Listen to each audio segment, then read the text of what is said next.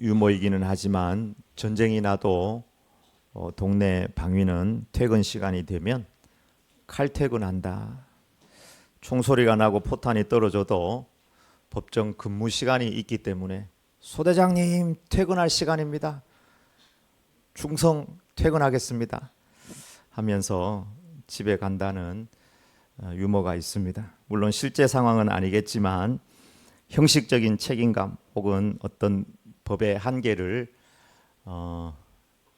재미있는 유머로 풀어낸 이야기라고 생각을 합니다. 법이나 규정 이런 것은 매우 좋고 편리한 길로 우리에게 만들어져 있지만 그 법이 어떤 본질을 놓쳐버릴 때에는 오히려 그 법이 우리에게 걸림돌이 되기도 하고 다른 사람을 해칠 수 있는 도구가 될 수도 있습니다. 우리는 왼편에도 법, 오른편에도 법, 뒤에도 법, 앞에도 법, 위에도 법. 법 속에서 태어나서 법 안에 살다가 법에 의해 가지고 그것이 관습법이 되었든지 무슨 도덕법이 되었든지 그 안에서 우리의 생을 마감하면서 살아가게 됩니다. 도로교통법, 소방법, 세금법, 건축법, 민법, 형법, 전자, 상거래법 등 법이 발달하면 발달할수록 이 법을 통해서 우리는 행복하게 살아가야 되는데 오히려 법을 이용해서 자기 이익을 구하고 또 사람을 해치는 경우가 너무 많이 있습니다. 미국은 소송의 나라라고 이야기합니다. 뭐 작은 하나만 생겨도 그걸 가지고 이제 대기업을 소송을 하거나 또 개인에게 소송을 걸어서 배상을 받기도 합니다. 뜨거운 커피를 먹다가 흘렸다. 그럼 누구 잘못일까요? 흘린 사람이 좀 잘못이죠. 자기 부주의하니까. 근데 뜨거운 커피를 판매를 해서 뜨거운 커피를 드라이브 스루를 해서 가다가 쏟아질 확률이 충분히 있는데 그것을 생각하지 못하고 너무 뜨거운 커피를 줬다. 소송을 해가지고 돈을 받아갔습니다. 맥도날드가 당했습니다. 맥도날드가 높은 온도 유지 정책을 가지고 있었다. 따뜻한 커피를 주려고 맥도날드가 어느 정도의 온도는 유지해가지고 팔아야 된다. 근데 그게 사람의 안전에 대해서 별로 생각하지 못했다. 이래가지고 큰 판결의 배상을 한 적이 실제 있다고 합니다. 촉법소녀, 요즘 이 촉법소년에 대한 이야기들이 많이 나오는데 14세 이하는 중범죄를 저질러도 감옥에 가지 않는다 하는 법이어서 14세면은 어느 정도 자기가 분별할 수 있는 나이인데 하루 차이로 촉법소년이 되느냐 안 되느냐 그걸로 인해 가지고 중범죄자가 이제 피해자에게 아픔을 줄 수 있는 그런 법이 되는 것이죠. 이 법이 가득한 세상에서 어떻게 보면 인류는 법 정신을 잃어버리고 길을 잃어버리고 헤매고 있지 않는가 이런 생각을 해봅니다. 앞으로도 계속해서 법이 많아지겠죠. 점점점 더 많아질 겁니다. 왜? 복잡한 사회가 되니까요. 이제 인공지능이 나오면 인공지능법도 나오고 로봇법도 또 나올 겁니다. 로봇과 사람 사이의 어떤 법도 만들 겁니다. 오늘 하나님께서 주신 이 안식일법은 안식일법의 원래 정신은 우리로 쉬게 하고 예배하는 날로 하나님께서 우리에게 주신 날입니다. 다르게 말하면 우리의 몸과 영이 살아나는 날, 새롭게 되는 날, 리프레시 되는 날이 바로 이 주일입니다. 먼저 우리가 주일이라는 용어를 사용하게 되는데요. 성경의 구약에는 안식일이 나오고 우리는 주일을 쓰는데 주일과 안식일 어떤 말을 써야 될까 좀 정리하고 넘어가길 원합니다. 안식일과 주일은 사실 비슷한 개념이지만 우리는 주일을 씁니다. 성도들은 주일을 지내는 거예요. 지키는 겁니다. 왜냐하면은 주일은 예수님께서 십자가에 못 박히시고 우리의 모든 죄를 사하시고 주일은 부활하신 날, 진정한 안식. 구약에서는 그냥 어떤 육체 안식만 줬는데 예수님은 율법을 완성하신 분으로 쉽게 이야기하면 주일은 완성된 안식일로 날짜는 이제 토요일이 지난 주일이지만 완성된 안식일로 우리에게 주어진 날, 주님 부활하신 날, 율법을 완성케 한 날입니다. 주일은 영적으로 혹은 역사적으로 온전해진 안식일 또 주일이라고 할 수 있습니다. 하나님 안에서 행복과 쉼을 누려야 될 이 안식일에 바리새인들이 예수님께 시비를 걸었습니다. 당신의 제자들이 안식일에 하지 못할 일을 하고 있습니다. 제자들이 밀밭 사이로 지나가다가 이삭을 잘라서 먹었다는 것입니다. 우리는 보통 이제 밀을 잘 안 심고 이제 벼를 심어가지고 있지만 벼도 꺾어가지고 이렇게 잘 먹지는 않잖아요. 여러분 혹시 밀을 딱 잘라가지고 이렇게 먹어보신 분 있습니까? 참 맛있습니다. 저도 어릴 때 우리 동네에 밀을 심은 데가 있어가지고 잘라서 구워가지고 그 불에 구워가지고 먹으면 진짜 맛있어요. 그리고 밀을 이렇게 해서 씹으면 밀껌이 되거든요. 밀껌. 그래서 그때 뭐 배고파가지고 밀껌을 먹은 건 아니고 그냥 장난삼아 이렇게 해서 밀껌으로 씹었던 경우가 있는데 제자들은 배가 고파서 좀 많이 꺾었을 거예요. 그래서 그거를 비벼가지고 먹었습니다. 유대인들이 보기에는 그것은 범죄입니다. 미시나에 의하면 일하지 말라, 안식을 기억하여 거룩히 지키라는 이 말에 대해서 구체적으로 펼쳐놓았는데 약 39가지의 법으로 만들어 놓았습니다. 농사에 대한 것, 목축에 대한 것, 글 쓰는 거에 대한 것, 건축에 대한 것, 이동 거리 제한에 대한 것. 거리도 2000규빗 이상으로 이동하게 되면 그 일이라는 거예요. 더 엄격하게 규정을 해놓은 데도 많아요. 이렇게 지팡이를 짚고 가다가 세게 콱 짚어가지고 거기에 구덩이가 딱 파였다. 거기에 씨가 떨어졌으면은 씨가 떨어져서 열매를 맺으면 그것도 일이라는 거예요. 그 정도로 유대인들은 안식일법을 구체적으로 이렇게 지어가지고 만들어가지고 지키길 원했어요. 나중에 이제 성지순례 가보면 만약에 안식일이 끼게 되면 호텔에 묵으면은 1층부터 20층이면 1층부터 20층까지 엘리베이터가 다 서요. 1층에 서고 2층에 서고. 왜요? 이게 누르는 게 일이기 때문에. 그 정도로 모든 것을 내려놓고 쉬어야 된다고 생각하는 날이 바로 안식일이었습니다. 근데 안식일 날 지나가면서 그 밀 이삭을 잘라가지고 먹었으니 그 사람들 보기에는 진짜 안식일 법을 어기게 애겼다고 생각을 한 것입니다. 예수님은 그때 그들의 말에 다윗이 굶주려 있을 때 그와 함께 했던 사람들이 제사장 외에는 먹지 못하는 거룩한 떡 진설병을 먹은 것에 대해서 언급하셨고 또 제사장들이 제사하는 일 여러 가지 일을 그 안식일에도 하잖아요. 여기 5절에 보면 또 안식일에 제사장들이 성전 안에서 안식을 범하여도 이렇게 나오죠. 제사장들이 성전 안에서 왜 안식을 범합니까? 이 말은 사실 안식일에 대한 규정을 많이 지어놨어요. 근데 제사장들은 성전 안에서 주일날 오면 여러 가지 일들을 해요. 그것이 결코 죄가 아니라는 거예요.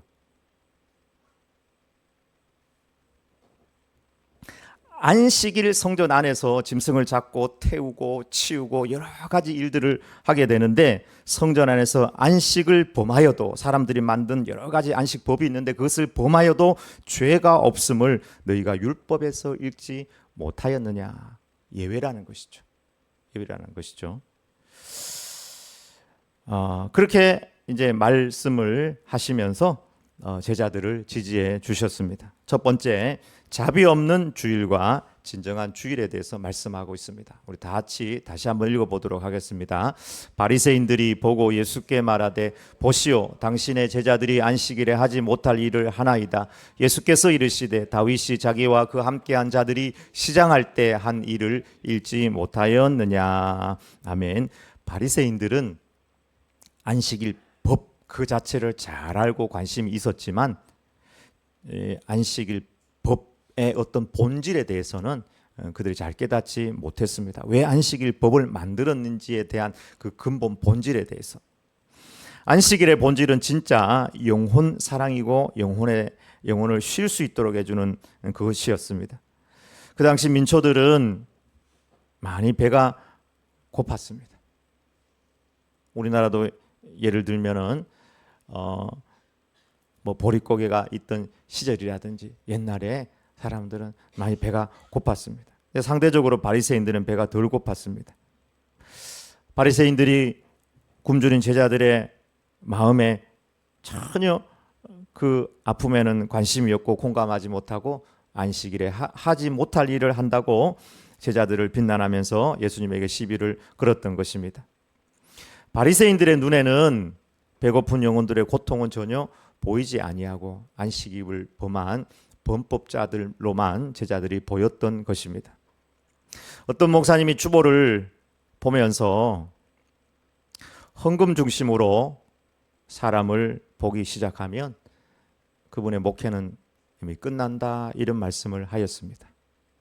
얼마나 성도들이 경쟁하고 얼마나 고단한 삶을 사는데 그 영혼들이 주일날 성전에 나와 하나님 앞에서 믿음으로 예배를 드리는데 그 영혼으로 보지 않고 율법의 눈으로 성도들을 바라본다면 진정한 목회는 이미 끝난 것이다, 이렇게 말하였습니다. 여러분, 제가 그런 목사가 되지 않도록 기도해 주시기 바랍니다. 점점 목회를 할수록 바리새인 같은 눈이 생기는 것을 느끼게 됩니다.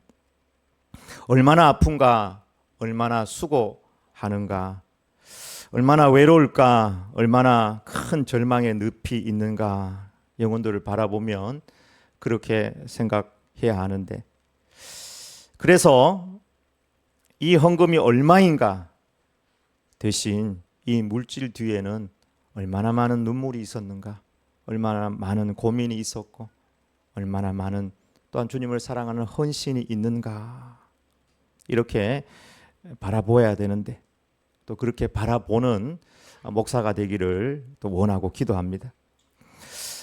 예수님은 바리새인들에게 다윗의 이야기를 하였습니다. 사무엘상 21장에 보면 다윗과 동행하는 사람들이 사울에게 쫓겼습니다. 그래서 노업으로 피신을 하였습니다. 얼마나 힘들었을까요? 얼마나 배고팠을까요? 그 마음에 얼마나 목숨의 위험과 두려움을 가지고 있었을까요? 쫓겨온 배고픈 그 영혼들에게 아히멜렉 제사장에게 다윗이 떡을 좀 달라고 하니까 떡이 없다는 거예요. 거룩한 떡, 진설병, 제사장들만 먹을 수 있는 그것밖에 없다는 것입니다. 이 본문에서 사실 다윗이 달라고 해서 다윗이 먹었다고 했지만 중요한 것은 아히멜렉 제사장이 그 떡을 허락해 주었다는 거예요. 그런데 아히멜렉 제사장이 딱 하나만 물어봅니다. 당신과 있는 사람들이 함께 왔던 사람들이 여인을 가까이 하지 아니하였느냐? 그렇다면 드리겠다. 우리가 3일 길을 달려왔기 때문에 여인과 가까이 하지 아니하였습니다. 그러면 주겠다. 그래도 불법입니다. 제사장들만 먹어야 되는 거룩한 진설병이었습니다. 그런데 중요한 것은 하나님이 다윗도 아히멜렉 제사장도 책망하지 않았다는 사실입니다. 왜 그랬을까요? 하나님은 율법의 원래 정신이 무엇인지 그 정신대로 제사장 아히멜렉이 행동했기 때문에 아히멜렉 제사장을 책망하지 않았습니다. 제가 보기에는 만약에 율법이 어떤 선이라면 아히멜렉은 한쪽 다리는 지켜야 된다는 쪽에 한쪽을 두고 한쪽은 불법을 행했습니다. 자기가 물을 수 있는 최소한 정도 거룩함을 지키고 있었느냐 하는 그 정도만 물어보고 내줬습니다. 그냥 완전 어겨버린 것이 아니고 자기 나름대로는 선이 있는데 제가 보기에는 그렇게 느껴져요. 한쪽 발은 이쪽에, 한쪽 발은 저쪽에, 불법과 적법 그 사이에 다리를 두고 사랑을 행하지 않았나 생각을 해봅니다.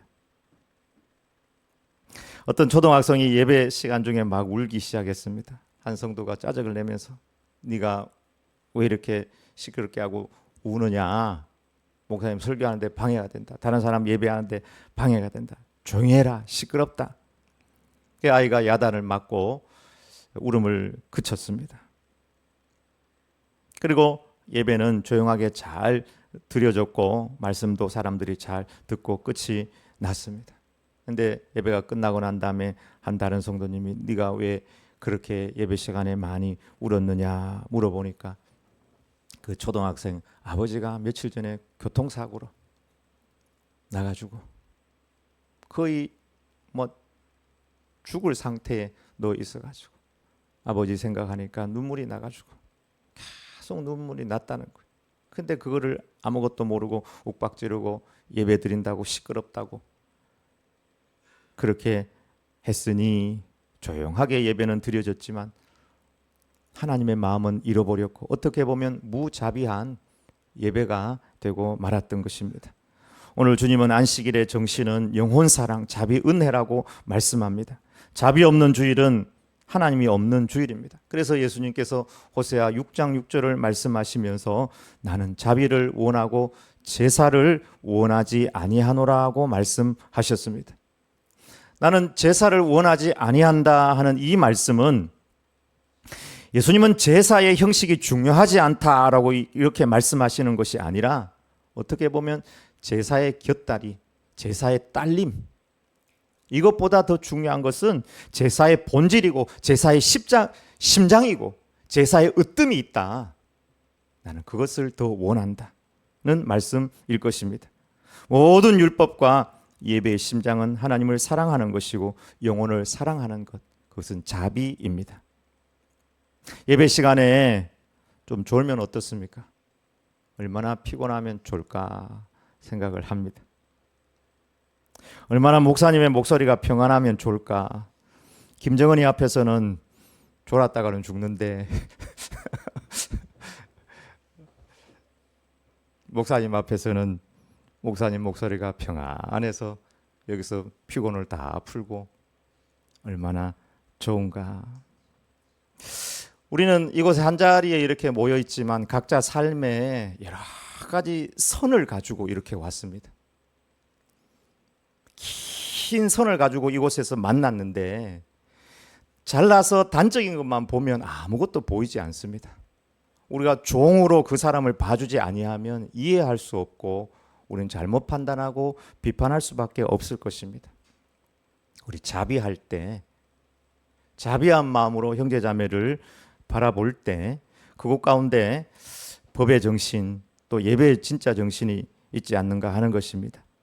만약에 6월절에 이 예수님의 제자들의 엄마가 자기 자식들이 밀 이삭 확 잘라가지고 비벼가지고 먹는 걸 봤다면 뭐라 했을까요? 이놈의 자식 안식일 범하네 이렇게 얘기했을까요?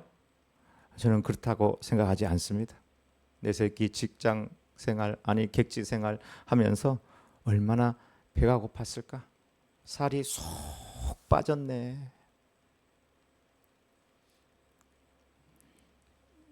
그 영혼 바라보면서 사랑하는 마음으로 그렇게 봤을 거예요. 근데 바리새인들은 완전 반대로 바라보는 거예요. 그가 말랐든지 배고프든지 그 인생의 어떤 긴 횡적인 종적인 부분에 인생 노선에 어떤 고통과 아픔과 수고와 슬픔과 눈물이 있는지 전혀 이해하지 않는 것입니다. 법을 지켰냐 안 지켰냐 그것만 이야기하는 거예요. 여러분, 법은 지켜야 합니다. 그러나 우리가 항상 법을 문자적으로 지켜야 하는 것만이 하나님의 뜻은 아닙니다. 또 법이 있는데 법을 무조건 무시할 수 있다고 생각하는 것도 바람직하지는 않습니다. 법을 몇 가지로 정리해 보면 이렇게 정리할 수 있을 것 같습니다. 형법, 실정법, 이것은 일종의 성문법입니다. 모든 기록된 법이죠. 이것은 강제를 가지고 있습니다. 그러나 이것보다 더 큰 법은 도덕법, 관습법입니다. 우리 안에 있는 우리가 알지 못하는 도덕법, 관습법이 있습니다. 근데 이것보다 더 한 법은 사실은 우리 안에 있는 양심법입니다. 이것을 뛰어넘는 법이라고 할 수 있겠죠. 그러나 성도들은 양심을 뛰어넘는 법을 가지고 살아가는 사람들입니다. 무슨 법입니까? 바로 성령의 법을 따라서 살아가는 사람들입니다. 구원받은 하나님의 백성들은 영의 법을 따라서 살아가는 사람들입니다. 그러므로 이제 그리스도 예수 안에 있는 자에게는 결코 정죄함이 없나니 이는 그리스도 예수 안에 있는 생명의 성령의 법이 죄와 사망의 법에서 너를 해방하였음이라. 아멘. 우리를 구원하신 성령님의 법이 우리를 율법적 마음에서 완전히 해방하였습니다. 그래서 사도 바울이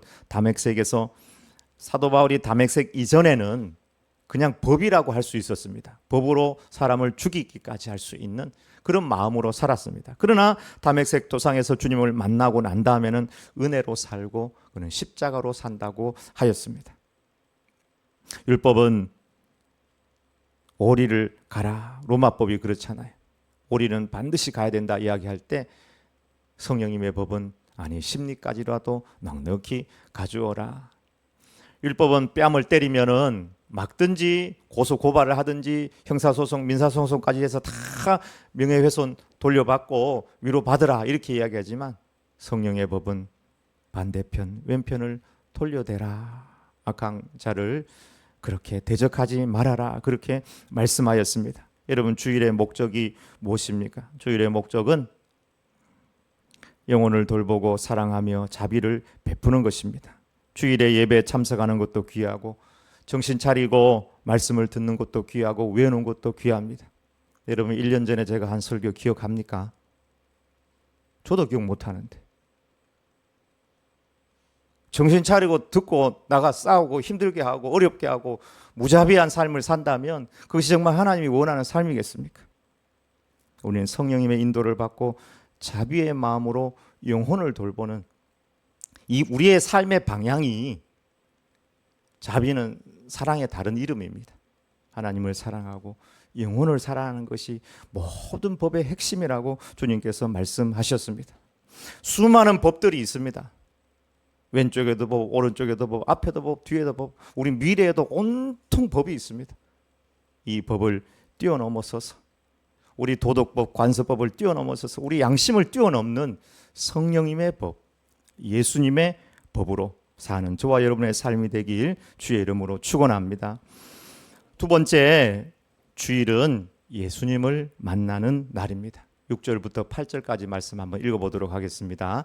내가 너희에게 이르노니 성전보다 더 큰 이가 여기 있느니라. 나는 자비를 원하고 제사를 원하지 아니하노라 하신 뜻을 너희가 알았더라면 무죄한 자를 정죄하지 아니하였으리라. 인자는 안식일의 주인이니라 하시니라. 아멘.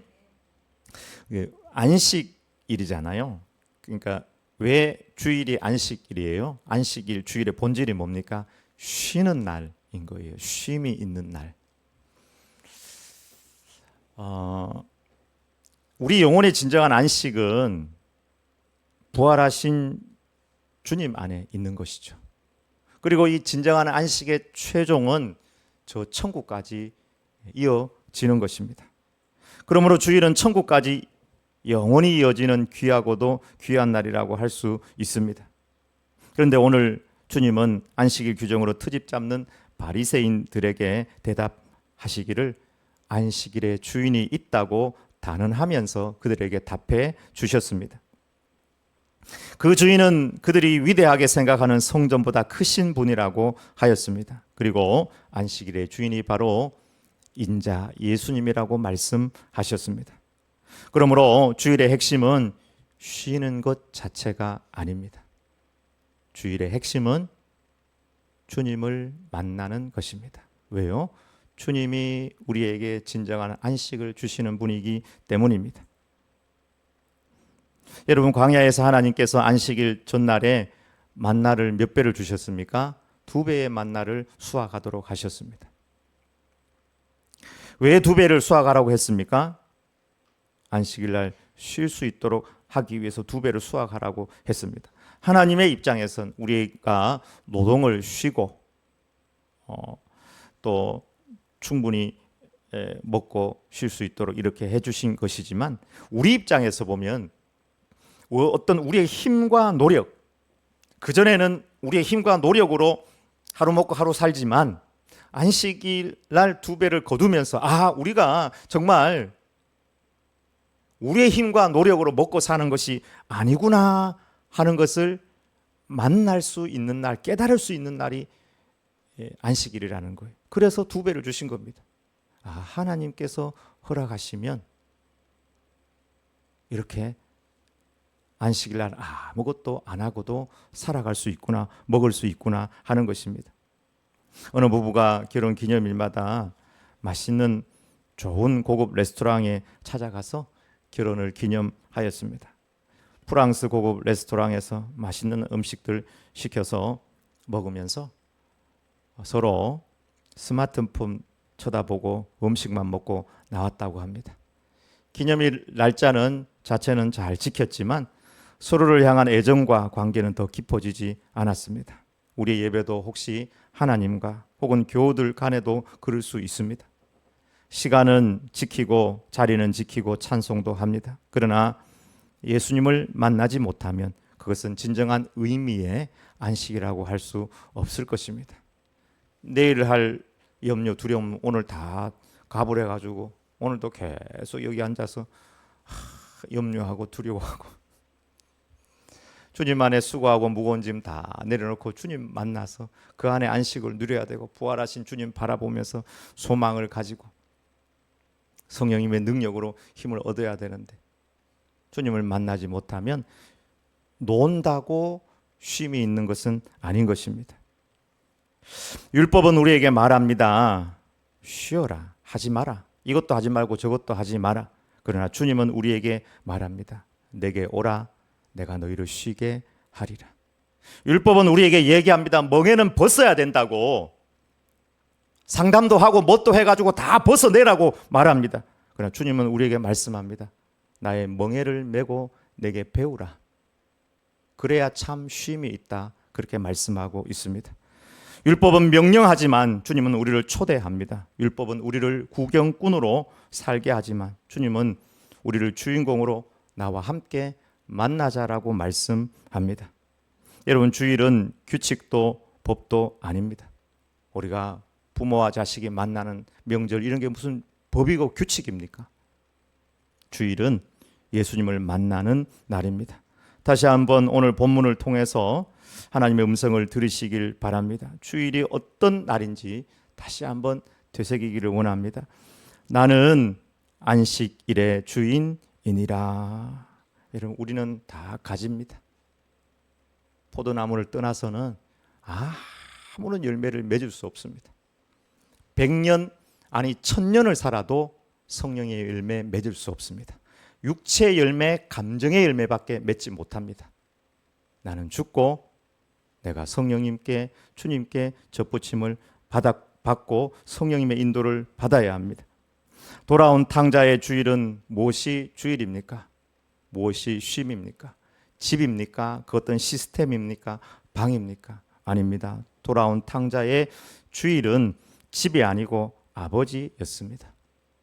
아버지를 만났을 때 그 품에서 진정한 안식과 쉼이 있고 회복이 있고 성령의 충만함이 있었습니다. 매 주일 십자가의 주님, 부활의 주님을 만나는 우리 모든 성도님들이 되시길 주의 이름으로 축원합니다. 아멘. 기도하겠습니다.